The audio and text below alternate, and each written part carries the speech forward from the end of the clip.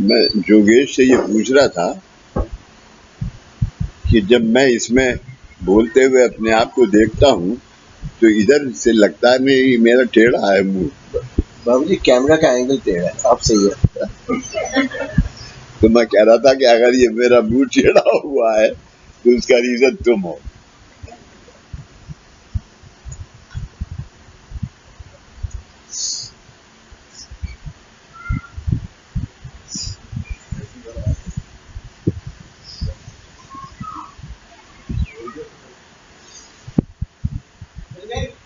इस कोरोना ने इस गवर्नमेंट का ही हाल बुरा नहीं कर दिया, सब चीजों का हाल बुरा कर दिया। नहीं तो 70 आदमी मैंने साधना में और इसमें मुलाकात में देखे थे।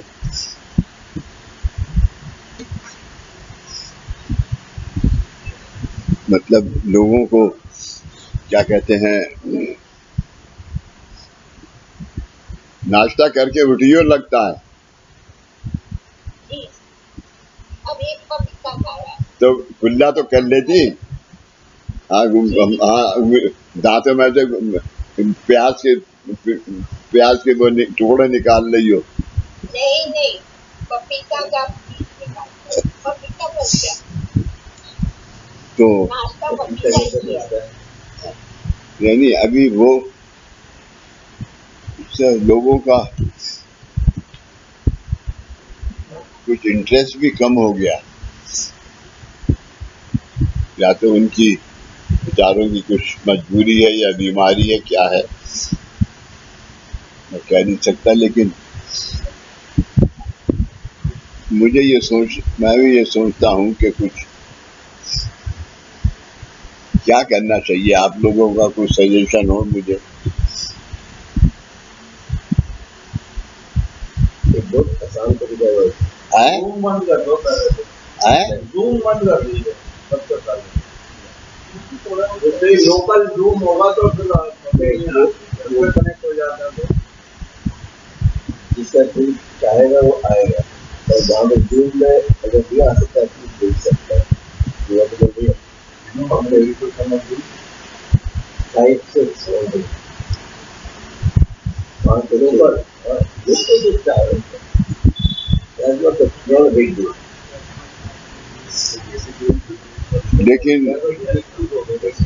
लेकिन एक बात आप समझ लो, ये सब कि जूम पे देखना और यहाँ प्रेजेंट होना ये दोनों अलग अलग बातें हैं। बल्कि जूम पे जो देख रहे हैं और जो साधना कर रहे हैं उनको यहाँ की भी जो वाइब्रेशंस हैं वो भी इस जूम पे जूम ही हो जाती हैं, नहीं होती। ऊपर से आती है ना, लेकिन वो जूम पे थोड़ी वो होती है। जब साधना कर रहे हो तो आँख बंद करके करते हो, जूम में तो कोई मतलब नहीं है जो आपके साथ सिंक कर रहे हैं।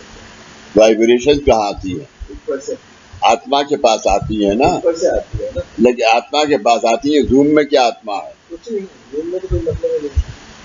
जब दुनिया के लिए हम करते हैं जैसे उनके पास भी पहुँचते हैं। The best scientific Mr. Yogesh Grover.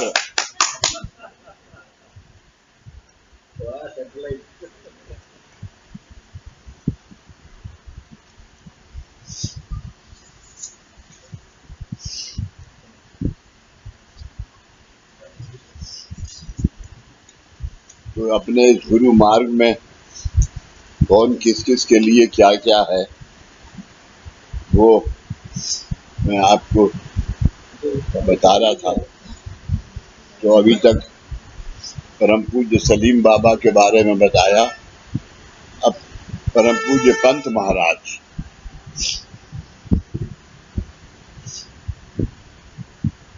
गुरु परंपरा में परम पूज्य पंत महाराज का नाम महत्वपूर्ण है। गुरु परंपरा में उसकी एक खास वजह है अनका। बाबूजी आवाज नहीं आ रही है। रीटा कह रही आवाज नहीं आ रही। अपना वॉल्यूम ऊंचा करो। ये तुम्हारे भैया जी कह रहे हैं अपनी आवाज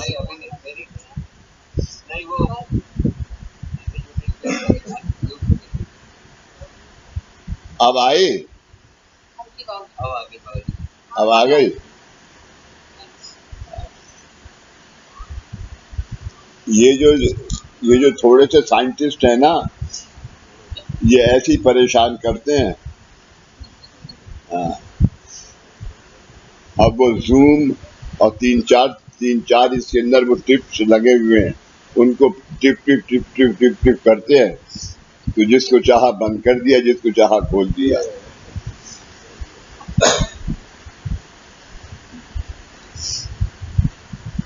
मैं क्या कह रहा था? पंत महाराज तो पंत महाराज डे 1 से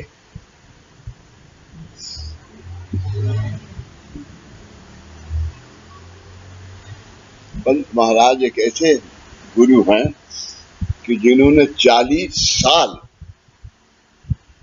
जैसे कुतुबुद्दीन बाबा ने 40 दिन का चिल्ला खींचा था, वो 40 साल तक उनके गुरु यानी वो एक ही तत्व करते थे।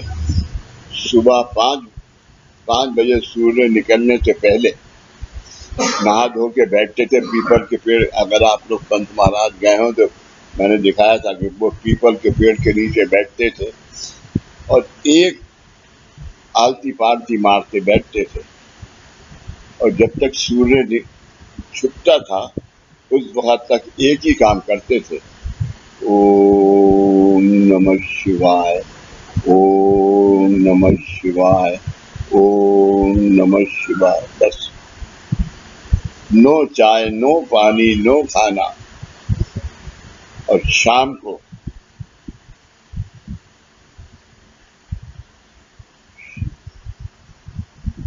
उनके यहाँ पर एक उन्होंने मंदिर बनाया हुआ था, वहाँ पंत महाराज जी का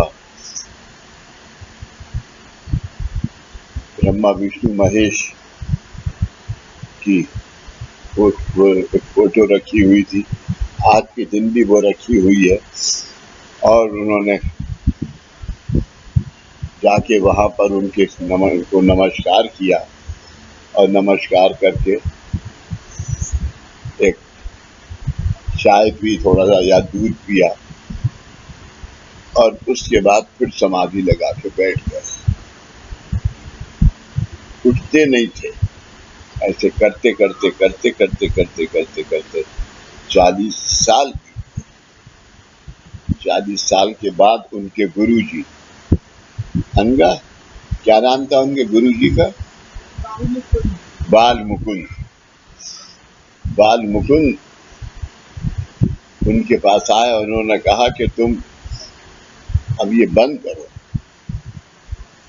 उनका गुरुदेव, ये तो मैं बंद नहीं कर सकता जब तक के नहीं आए, जब तक के मुझे ब्रह्मा विष्णु महेश के तीनों के दर्शन नहीं होते। उनका वो मुश्किल है, उनका होगा मुश्किल। अगर है तो अब ले जाए मुझे उठा के। तो एक रोज शाम को सुबह को जब सूरज महाराज निकल रहे थे, तो उन्होंने देखा कि सूर्य देवता के अंदर ब्रह्मा विष्णु महेश तीनों का फोटो है।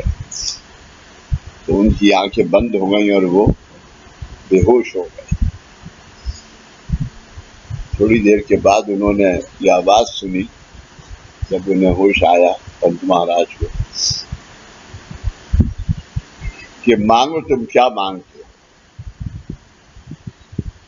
तो उनका, मैं कुछ नहीं मांगता, मैं ये मांगता हूँ कि जो कुछ भी आज ब्रह्मांड में है वो धरती के ऊपर यहाँ आए और आप मेरे माध्यम के अंदर रहें।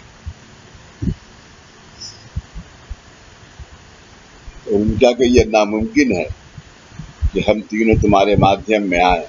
उनका होगा नामुमकिन में, अगर ये नामुमकिन है तो मैं भी इसे जब तक कि मुमकिन नहीं होगा ले जाओ मुझे उठा के।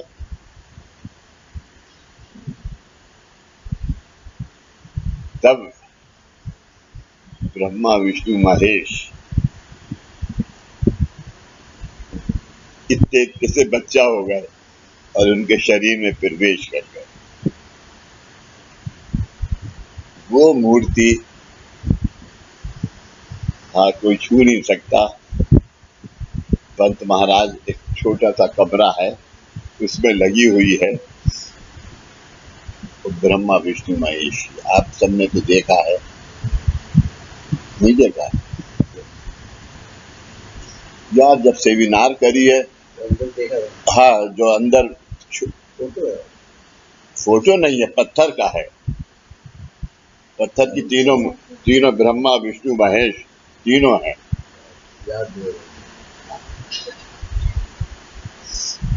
ये है, हाँ ये वहां पर है जो हमारे गुरु जी थे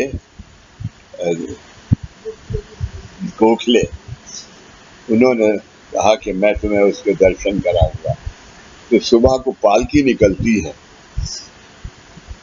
वो पालकी में वो निकलते हैं और एक जगह ऐसी है जहां पर कि 6-7 आदमियों के यानी शमशान घाट है वो, जहाँ 3-4 आदमियों को के जैसे कि पंत महाराज, गोखले जी, हमारे ये गुरु जी, इनको शमशान घाट में नहीं जलाया गया। इनको कहते ये हैं कि पंत महाराज और बाल मुकुंद दोनों एक साथ एक ही समाधि में हैं और वो उनकी समाधि वहाँ है और इसी सूरत से उनकी दूसरी समाधि जो है वो है। तो ये सब बहुत लंबा है। तो ये पंत महाराज जी का बचपन, जब 40 साल हुए तो पंत महाराज जी का, तब उन्होंने कहा कि तुम ब्रह्मा विष्णु महेश बताओ क्या मांगते हो। तब उन्होंने कहा कि मैं चाहता हूं कि आप मुझे साक्षात दर्शन दे। तो दर्शन तो नहीं दिए उन्होंने, अंदर समा गए।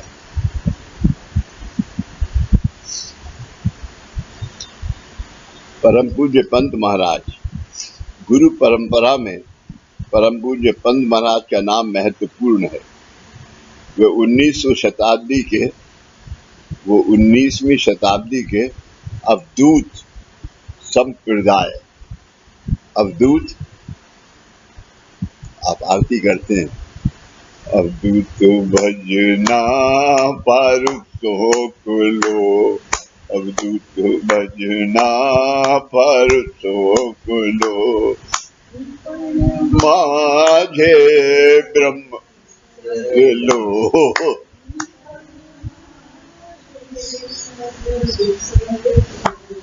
अवधूत भजना परसो कुलो। माधव गाइए ये बात।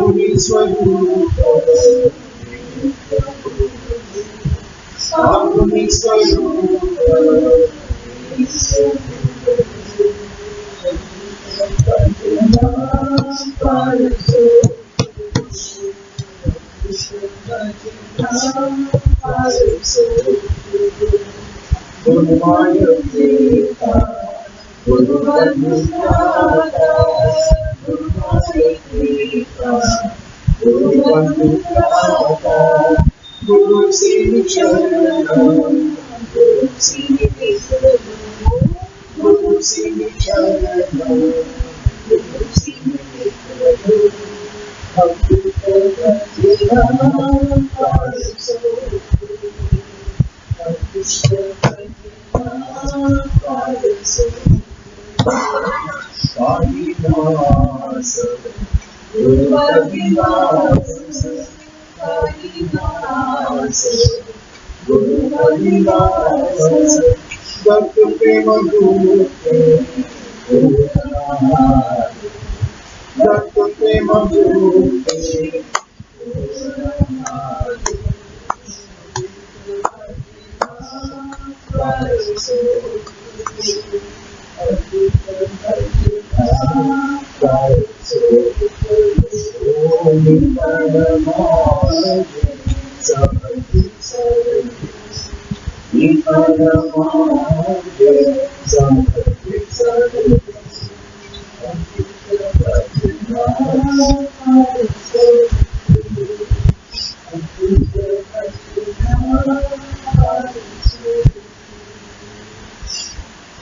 ये आरती देखो, जो वहां पर ब्रह्मा विष्णु महेश की मूर्ति है उसे अवधूत और बाल मुकुंद जो उनके गुरु थे वो उन्होंने 19वीं शताब्दी के अवधूत संप्रदाय के दत्त अवतारी सत्पुरुष थे। उनका जन्म 3 सितंबर 1855 को बालाकुंद्री बेलगांव कर्नाटक के पास दंडी नामक गांव में हुआ। उनका परिवार निष्ठावंत, दत्त भक्त, धार्मिक वृत्ति का एवं आचार संपन्न था। उम्र की 20वें वर्ष में उन्हें श्री बाल मुकुंद उर्फ बाल अवधूत इस सिद्ध पुरुष की कृपा का लाभ प्राप्त हुआ। बेलगांव में स्वयं का उच्च शिक्षण पूर्ण होने पर उन्होंने शिक्षक का कार्य स्वीकारा।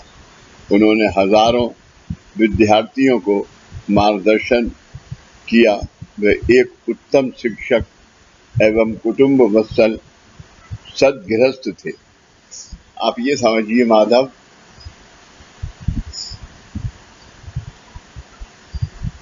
योगेश हमने 2 सेमिनार करी वहाँ, एक 2 सेमिनार करी।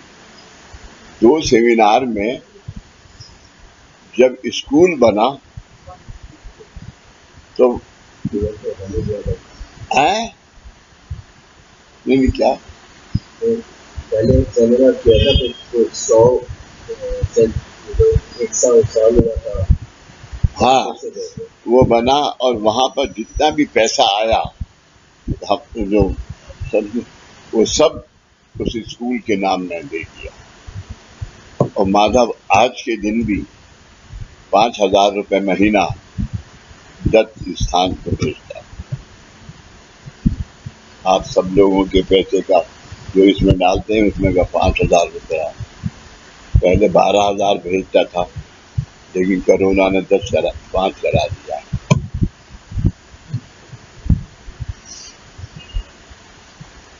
अट्ठावन को बाल मुकुंद बेलगांव कर्नाटक के पास दंडी नामक गांव में हुआ।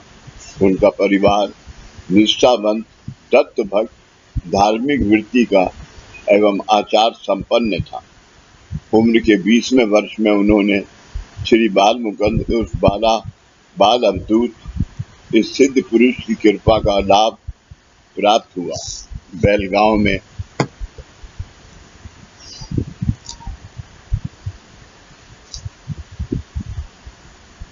बीसवें वर्ष में उन्हें श्री बाल मुकुंद उर्फ बाल अवधूत इस सिद्ध पुरुष की कृपा का लाभ प्राप्त हुआ।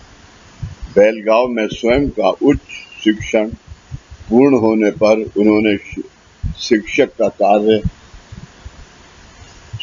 कार्य स्वीकारा। उन्होंने हजारों विद्यार्थियों को मार्गदर्शन किया। वह एक उत्तम शिक्षक एवं कुटुंब वत्सल सदगृहस्थ थे। परम पूज्य पंत महाराज नित एक तारी बजाते थे।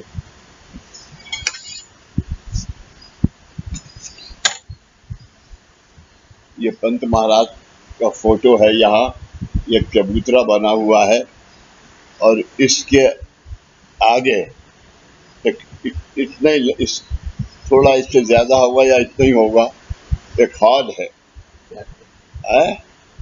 प्लेटफॉर्म सर, हाँ, प्लेटफॉर्म सा है। वहां पर आज के दिन भी 24 घंटे एक तारी आदमी कोई ना कोई बजाता रहता है।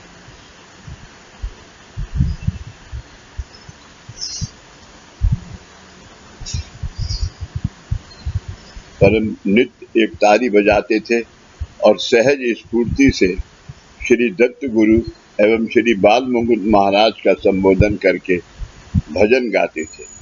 इन आरतियों की प्रेम लहरी द्वारा उन्होंने उनके आराध्य दैवत श्री दत्त प्रभु की अनुभूति प्राप्त की। उन्होंने प्रेम भावना से लगभग 3000 काव्य लिखे। पंत महाराज 3000 काव्य लिखे। श्री दत्त प्रेम लहरी इस किताब में इन आरतियों का संकलन है। इन आरतियों में से पंत महाराज ने खुद दादा को ये आरतियां दी और इसमें सूफी पंथ की आरतियां भी शामिल करी।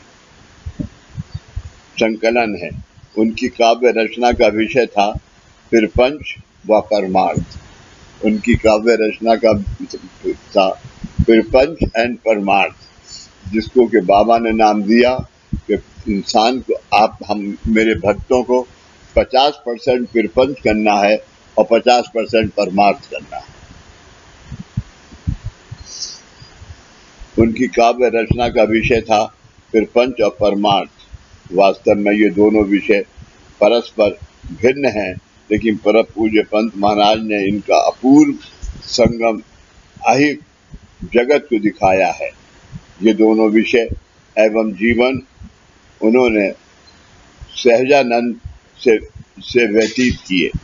वर्ष 1905 में उन्होंने देह त्याग किया। पश्चात उनके भक्तों ने श्री दत्त संस्थान बालाकुंदरी की स्थापना की। वहां पर नित्य आने वाले असंख्य भक्तों के लिए संस्थान द्वारा अन्नदान योजना कार्यान्वित हो, इसलिए परम पूज्य दादा ने सहकार्य किया है। श्री पंत महाराज एक हमारे यहाँ के भक्त गुजर गए। उन्होंने एक ऐसी मशीन,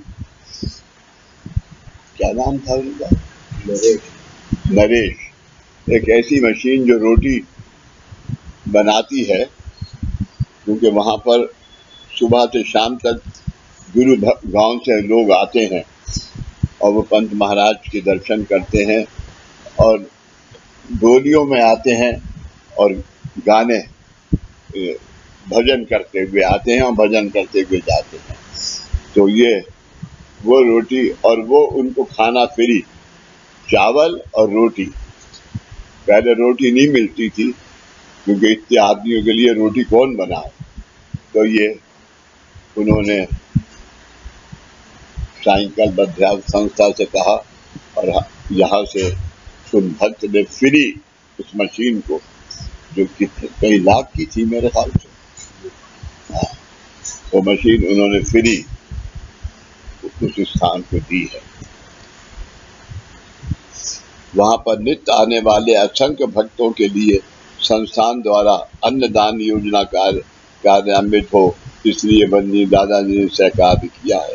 श्री पंत महाराज मंदिर के भजन मंडप में वहां के सेवकों द्वारा ओम नमः शिवाय नामस्मरण अखंड रूप से होता है। आज के दिन भी एक तारी के ऊपर ओम नमः शिवाय 24 घंटे एक आदमी कहता हुआ घूमता है। चार घंटे 6 घंटे एक आदमी एक तारी के ऊपर ओम नमः शिवाय। वंदनीय दादाजी को वर्ष 1962-63 में परम पूज्य अजमेर शरीफ बाबा ने कहा, श्री क्षेत्र बालाकुंडरी जाओ। दादा यहाँ से दिल्ली आए, दिल्ली से आके जयपुर गए और जयपुर से अजमेर पहुंचे।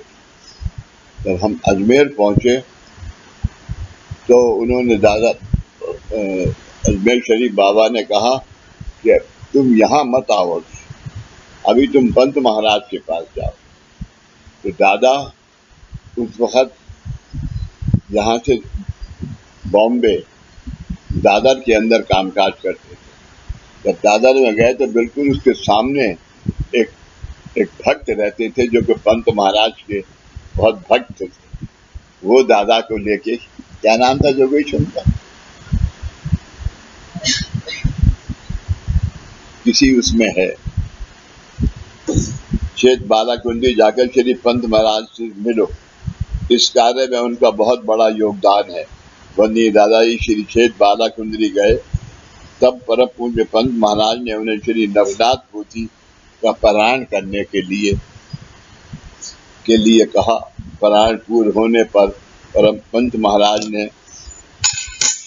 दादा को एक 7 नंबर का कमरा मिला कि तुम इसमें बैठो और सुबह ठीक 4 बजे आके मेरे इस स्थान पे ये पारायण शुरू करो और वहां जाके 1 बजे खाना खाओ, 3 बजे फिर वापस आओ और फिर 8 बजे आरती करो मेरी और फिर जाओ। ऐसा दादा ने 40 दिन तक ये कार्य किया। श्री दत्त प्रेम लहरी इस किताब में से तुम्हें जो पद योग लगते हैं उनकी धुन बनाकर गायन करो। वंदनीय दादाजी ने संगीत की शिक्षा नहीं ली थी। उन्होंने प्रार्थना करके सर्वप्रथम आरती अवधूत इस पद का गायन किया। वो एक सितार वादक थे ना,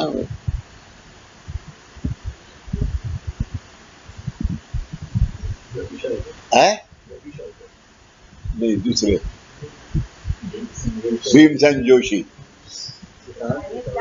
हाँ, भीमसेन जोशी। हाँ, भीमसेन जोशी ने कहा कि दादा ये तुमने इन आरतियों की ट्यून तुमने कहाँ से बनाई है, ये तो मैं भी नहीं बना सकता।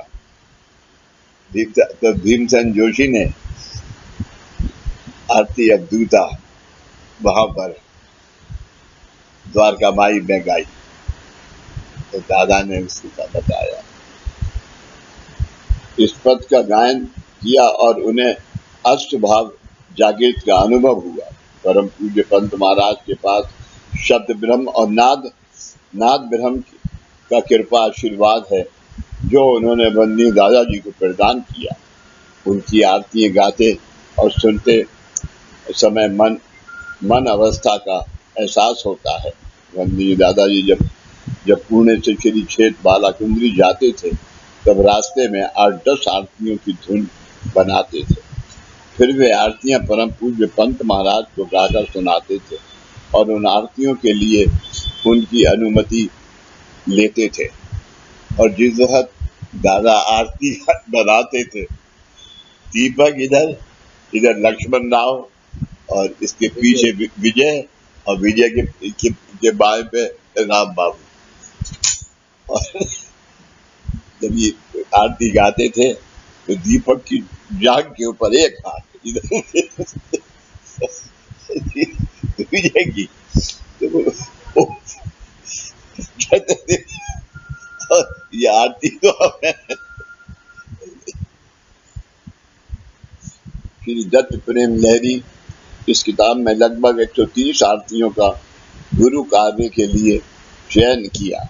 यह आरतियां कार्य केंद्र पर गाई जाने लगी। बाद में वर्ष 1985 मकर संक्रांति के दिन वंदनीय दादाजी ने परम पूज्य गोरक्षनाथ जी के आशीर्वाद से नाथ पंथ की साधनों का विमोचन, दीक्षा आदि परम पूज्य पंत महाराज की आरतियों में समावेश किया। तब गुरु मार्ग में आरतियां ये नित्य साधना का प्रमुख भाग है। यानी हमारे तीन प्रमुख भाग हैं, आरती साधना, ओमकार साधना और मुलाकात साधना। परम पूज्य पंत महाराज के शब्द ब्रह्म, नाद ब्रह्म के साथ श्री नाथों के सिद्ध साधन नित्य आरती साधना द्वारा गुरु भक्तों के कल्याणार्थ प्रवाहित होने लगे। वंश विमोचन विधि संपन्न होने के बाद वंदनीय दादा ने भक्तों को श्री दत्त संस्थान बालकुंदरी में अन्नदान के लिए पैसे भेजने को सूचित किया। अन्नदान द्वारा भक्तों के घर आने की आत्माओं को मुक्त करने की जिम्मेदारी परम पूज्य पंत महाराज ने ली है। अभी जो मैं पंत महाराज के यहाँ यानी आपका जो नवरात्रे आते हैं, ये कुलधन कुलाचार के पैसे वो बालाकुंदरी जाते हैं और वहाँ पर रोज आना के उसमें वहाँ पर सिर्फ चावल और रोटी और एक दाल और सब्जी होती है, वो बनती है बढ़ती है, उसमें लगते हैं और उसकी बाकायदा रिसीट आती है, वो यहाँ लगती है। इस तरह परम पूज्य पंत महाराज के आशीर्वाद से पिंड दान का चिंतन अन्नदान में करके वंदनीय दादाजी ने आत्माओं को सदगति का निरंतर योजना भक्तों के लिए सिद्ध की। माधव, योगेश, मिस्टर नृपेंद्र और कौन है एंड बाबूजी, हमारे यहाँ क्या साधन है पंत महाराज के यहाँ का?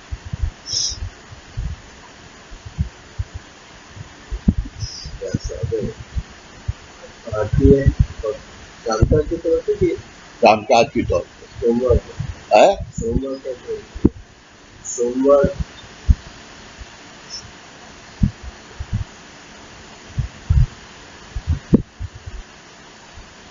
बूढ़ी हाँ बोल धीरज बूढ़ी है बूढ़ी नहीं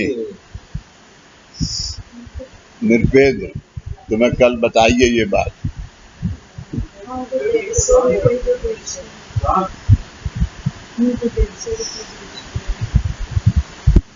और 100 रुपए अरे कुछ नहीं, दामन वहाँ पे जाता है। दामन, जो आत्माएं तुम्हारे साथ यहाँ जिसको तंग करने के लिए आती हैं होती हैं, वो आत्माएं तामन के अंदर विलीन होती हैं और वो पंत महाराज के जाती हैं। पंत महाराज टाइम से उन्हें, वो कैसे पंत महाराज टाइम से उन्हें देते हैं? जो बताएगा उसे 10,000 रुपए इनाम।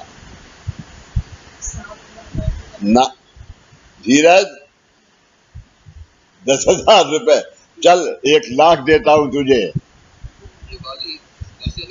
सवाल आप बताएंगे? हैं? समझा नहीं बाबूजी, आपका ये क्वेश्चन नहीं समझा बाबूजी। जो आत्माएं यहाँ पर तामन हैं वो पंत महाराज के यहाँ जाती हैं, डायरेक्ट तीसरे लोक में नहीं जाती, लेकिन हम प्रार्थना करते हैं कि ये तीसरे लोक में जाएं।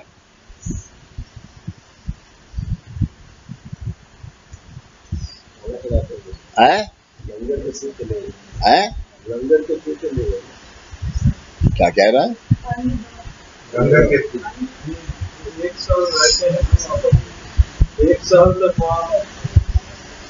कोई जरूरी नहीं है निपिन,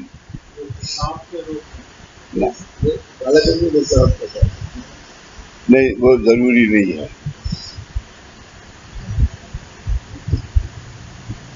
ये मैंने कितनी दफा बताया है ये बात।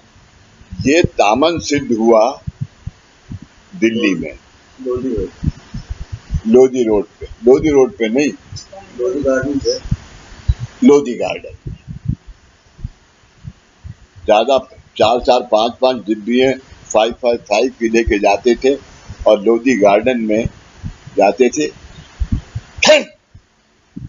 और करते करते करते एक पीपल के पेड़ के नीचे जाके बैठ जाते और फिर वहां करते थे। उसके बाद घर आते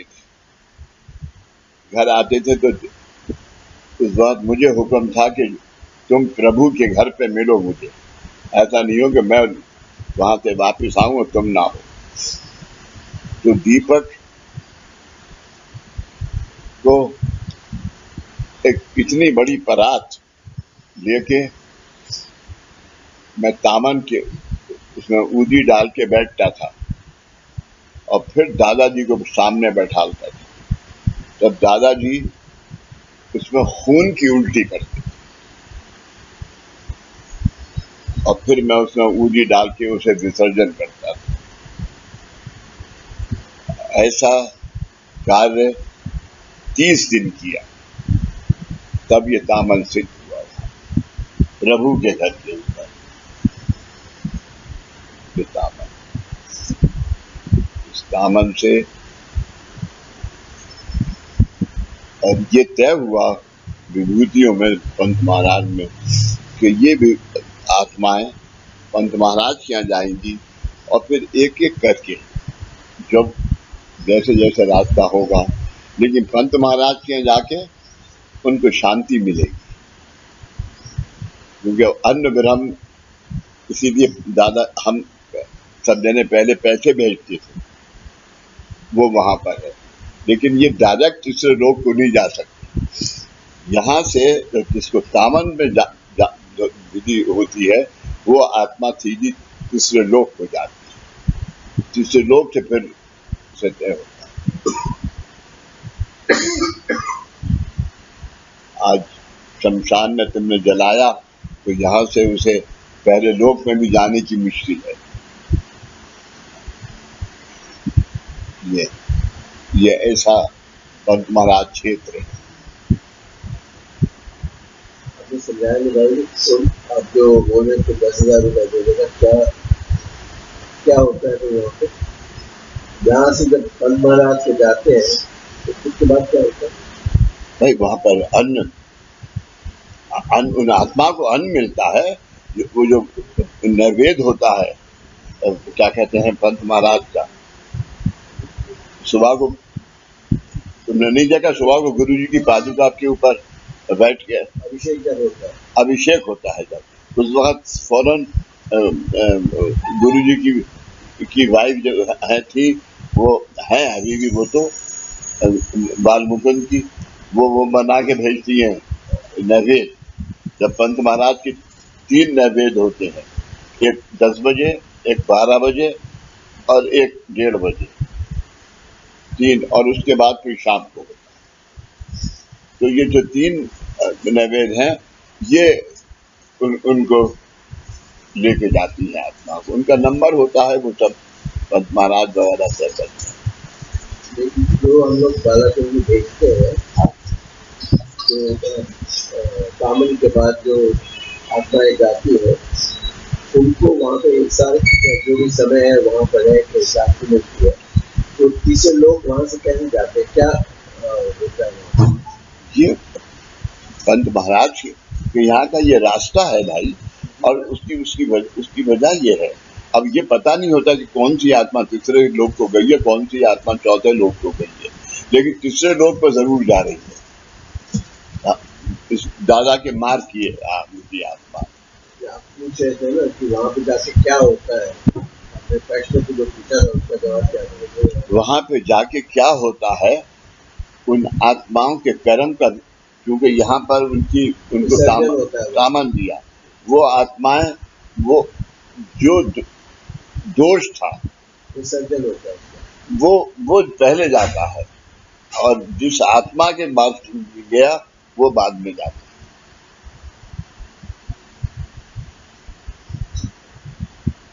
तुम्हें याद है एक सेमिनार में बहुत बड़ा ताल खुदरा था।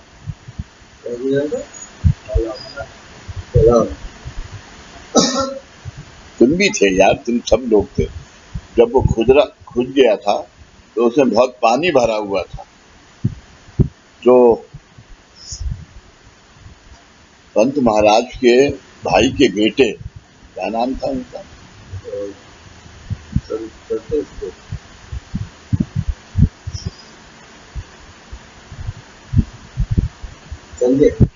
संजय पंत। उन्होंने, तुम्हें याद होगा, उन्होंने कहा कि दिल्ली से जो साहब आए हुए हैं वो मेरे साथ इस ताल में स्नान करेंगे, तब यहाँ स्कूल बनेगा। तब वहां कितने सांप थे। मैं और संजय दोनों उसके अंदर और चारों तरफ सांप, लेकिन कोई सांप काटता नहीं था। वो सांप नहीं थे बल्कि वो आत्माएं थी।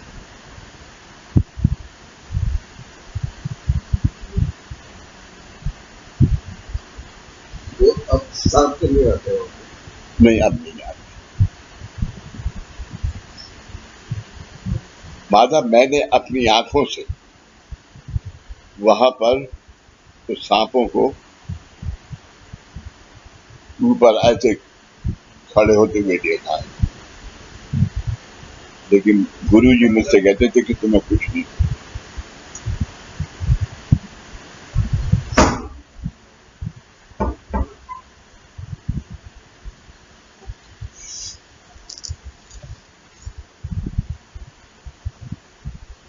इस पद गायन का और उन्हें अष्टभाव जागृत का अनुभव हुआ। परम पूज्य पंत महाराज के पास शब्द ब्रह्म और नाद ब्रह्म का कृपा आशीर्वाद है, जो उन्होंने वंदनीय दादाजी को प्रदान किया।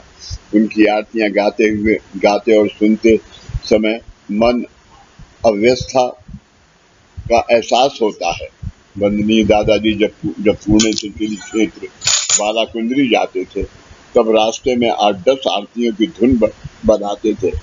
फिर वे आरती परम पूज्य पंत महाराज को गाकर सुनाते थे और उन आरतियों के लिए उनकी अनुमति लेते थे। इस तरह वंदनीय दादाजी ने श्री दत्त प्रेम लहरी इस किताब में से लगभग 130 आरतियों का गुरु कार्य के लिए चयन किया। यह आरतियां कार्य केंद्र पर गाई जाने लगी। बाद में वर्ष 1985 मकर संक्रांति के दिन वंदनीय दादाजी ने परम पूज्य गोरक्षनाथ जी के आशीर्वाद से नाथ पंथ की सिद्ध साधनों का विमोचन दीक्षा आदि हाँ, नाथ पंथ की विमोचन दीक्षा आज ही विमोचन कितना आसान, बैठ के यहाँ कर रहे हैं। आसन चाहिए, तब उसके बाद दादा ने आसन दिए। परम पूज्य पंत महाराज की आरतियों में समावेश किया। तब से गुरु मार्ग में आरती ये नित्य नियम का प्रमुख भाग है। परम पूज्य पंत महाराज के शब्द ब्रह्म नाद ब्रह्म के साथ श्री नाथों की सिद्ध साधन नित्य आरती साधना द्वारा गुरु भक्तों के कल्याणार्थ प्रवाहित होने लगी। आपको मैं एक ऐसा टाइम बताता हूँ। गोरक्षनाथ जी ने ये कहा कि मैं तुम्हारे साथ पंत महाराज क्षेत्र जाना चाहता हूँ। याद है तुम्हें? पंत महाराज क्षेत्र जाना चाहता हूँ। तो दादाजी ने कहा कि हाँ जरूर, मैं चलूंगा आपके साथ। तो सुबह को अंजू शरण, तो दादाजी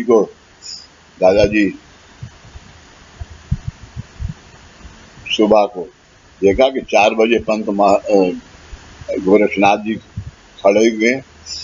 तो गोरक्षनाथ जी तो दादाजी ने कहा कि अच्छा, उनका चलो पंत महाराज की यहाँ तुम्हारे साथ जाऊंगा, मैं अकेला नहीं जाऊंगा। तो उन्होंने क्या कि गोरक्षनाथ जी कि गोरखनाथ जी से कि मैं जरा नहा लूं और मैं गाड़ी निकलवाता हूँ, चलेंगे? उनका गाड़ी से कैसे चलेंगे? तो उनका तुम ऐसा करो, तुम गाड़ी से आना। तो उन्होंने गोरक्षनाथ जी ने अपना एक पैर उस आनंद बाग शेठ के दरवाजे पे रखा और दूसरा पैर बाल कुंजरी पे।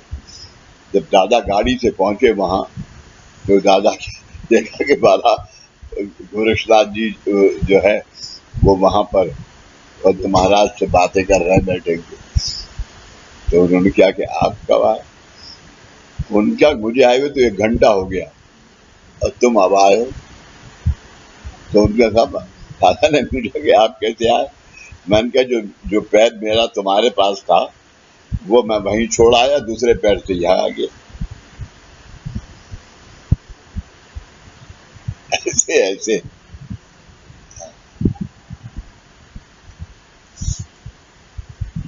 मतलब वो दिन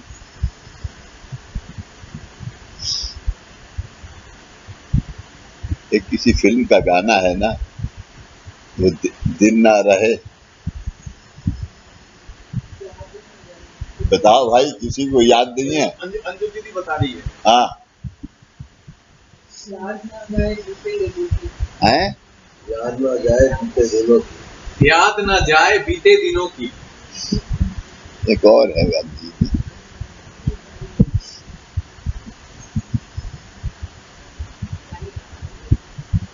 बोल तो। हाँ बोल। गा के मत बोल, वैसे बोल। हाँ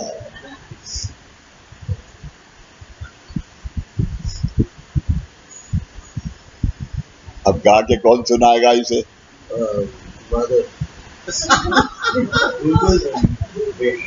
गीतांजलि जी ही सुनाएंगी। नहीं, एक आदमी सुनाएगा। गोरा आ गया सुनाने।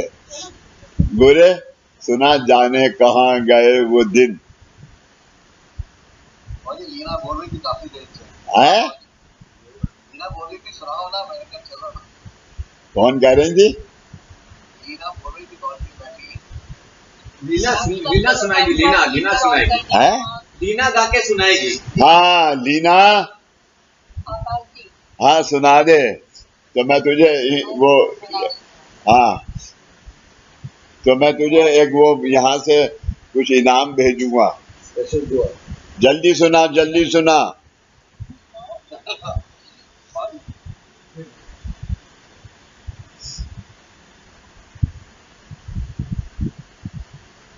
अब करता हूँ आगे। जाने कहाँ गई वो दिन, कहते थे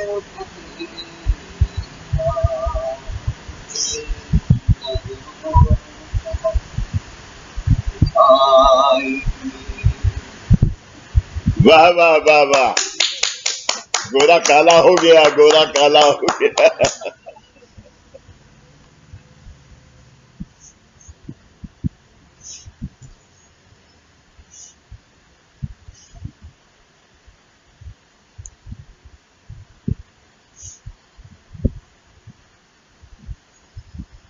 बंदनी दास परम बाद में 1985 मकर संक्रांति के दिन बंदनी दादाजी ने परम पूज्य गोरक्षनाथ जी के आशीर्वाद से नाथ पंथ के सिद्ध साधनों का विमोचन, दीक्षा आदि परम पूज्य पंत महाराज की आरतियों में समावेश किया।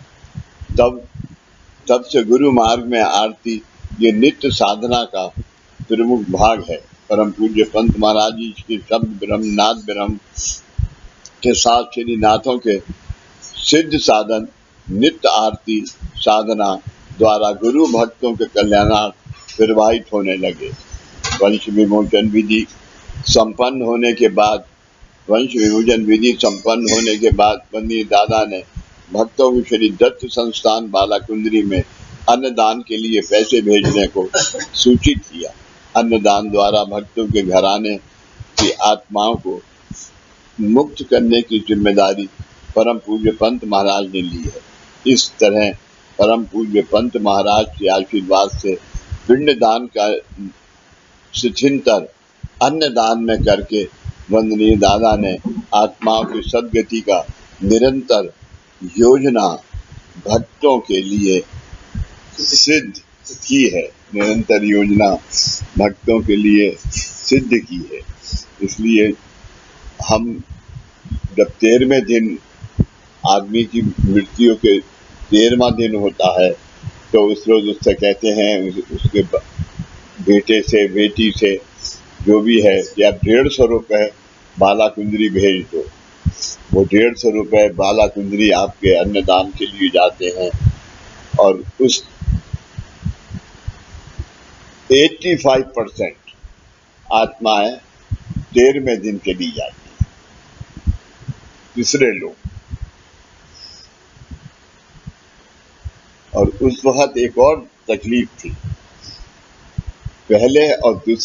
पहले से लेके और 5वें लोग तक कहीं जब तामन शुरू हुआ तो उस जगह पर इतनी आत्माएं थी कि लोगों को जगह ही नहीं आती।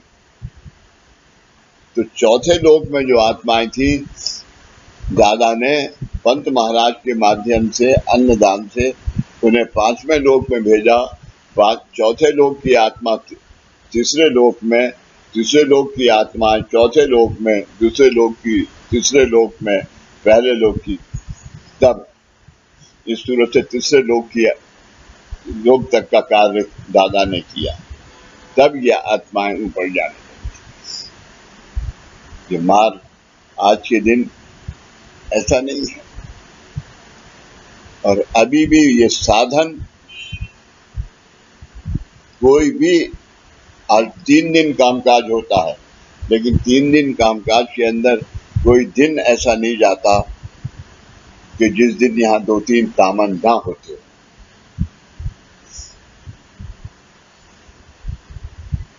इतना बड़ा ये कार्य, ये साधन दादाजी ने सिद्ध करके आज आप सबके हाथों में छोड़ा है। कितनी बड़ी जिम्मेदारी और कितना बड़ा कार्य है। कार्य तो बड़ा है,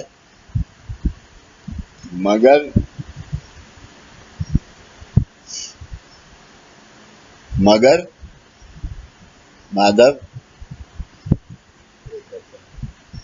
सरल बहुत है। कार्य बड़ा है पर सरल बनाया है। नहीं, क्या धीरज बेटा, वो बात नहीं है। सवाल ये है कि आज तुमने 3 तामन दिए, तुम मुझसे वहां से पूछते हो कि बाबूजी इसको ये आदमी, तो मैं कहता हूं कि इसे तामन दे दो, मगर तामन दो तो बच्चों को हटा दो। तो जब तुम तामन देते हो तो उसकी आत्मा यहाँ से इंडोनेशिया से बालाकुंदरी पहुंच जाती है, लेकिन जब वो आत्मा तीसरे लोक को जाती है, आज ये करते करते करते करते पहला, दूसरा, तीसरा बिल्कुल खाली है। तामन देते ही तीसरे लोक को चली जाती है। ये कितना बड़ा कार्य हुआ। आपने जब पहली लाइन पढ़ी है तो मैं समझा हूँ कि पहले जो प्रथा चल रही थी पिंडदान की, वो खाली प्रथा हो गई थी। जो पिंडदान की प्रथा पहले चल रही थी वो खाली प्रथा बन के रह गई थी, प्रथा बन के रह गई थी। जिसकी ताकत किसी पंडित की नहीं थी जो कि उस आत्मा को भेज दे, क्योंकि 80% और 90% कर्म से मरा है वो। दादा ने उसको बहुत बड़ा सरल करके 150 रुपए का दान बाला कुंडली का जो किया है, तो वो मुमकिन नहीं रहा उसके लिए। और फिर ऐसे पंडित भी नहीं रहे।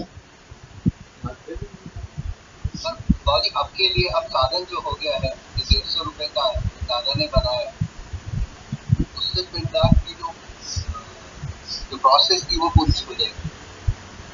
आज आज जब जब वहां जब शमशान घाट लेके जाते हैं लोग, तो पिंडदान की तो चल रही है, वो वैसे ही है।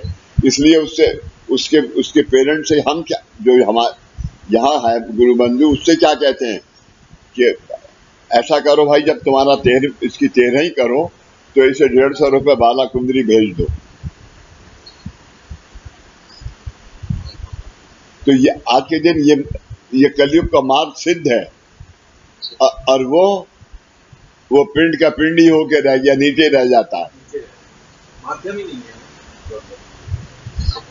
इसमें तो पिंडदान को स्थिर किया अन्नदान। हाँ, सिद्धिदा के टाइम पे तो ये थे।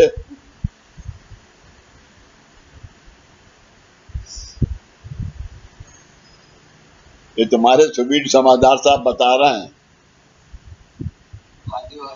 इन्होंने देखा दादा को पिंड दान कराते हुए। दादा भी पंडित थे।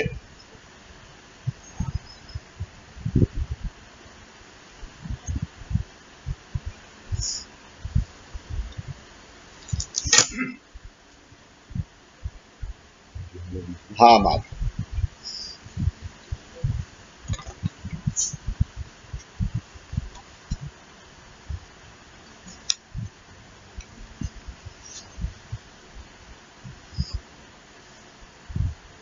पाँच मिनट बस यही तक कर रहा हूँ आज 1 बजे तक नहीं करूँगा, क्योंकि अभी अगर ये चैप्टर शुरू करता हूँ तो 1.5 घंटा लगेगा उसे।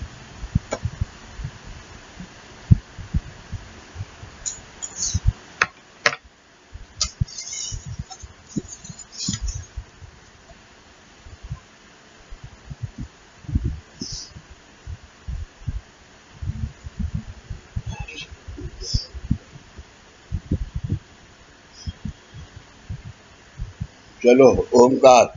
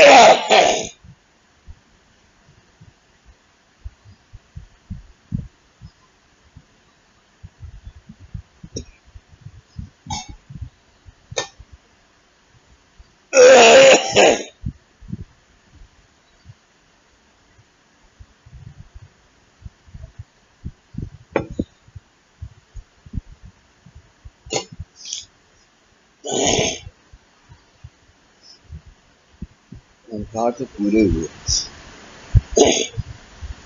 सदा सर्वदा योग तुझे बढ़ावा, तुझे कारणी देव माझा पढ़ावा।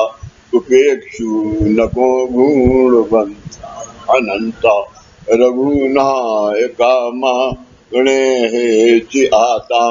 उपासनेला दृढ़ चालु वावे, भूदेव संतासि सदा न भावे। सत्कर्म योगे वैवालु भावे, सर्वामुखी मंगल बोलु भावे। जा जा ठिकाणी मन जा बाजे, त्या ठिकाणी निज रूप तुझे। मीठे विदो मस्तका जा ठिकाणी, देते तुझे सत गुरु पाए दानी। सच्चिदानंद सद्गुरु साईनाथ महाराज की जय। श्री गुरुदेव दत्त सदानंदाचार्य को सच्चिदानंद सद्गुरु श्री पंत महाराज की जय। श्री गुरुदेव दत्त श्री सद्गुरुनाथ दादा महाराज की जय। श्री गुरुदेव दत्त।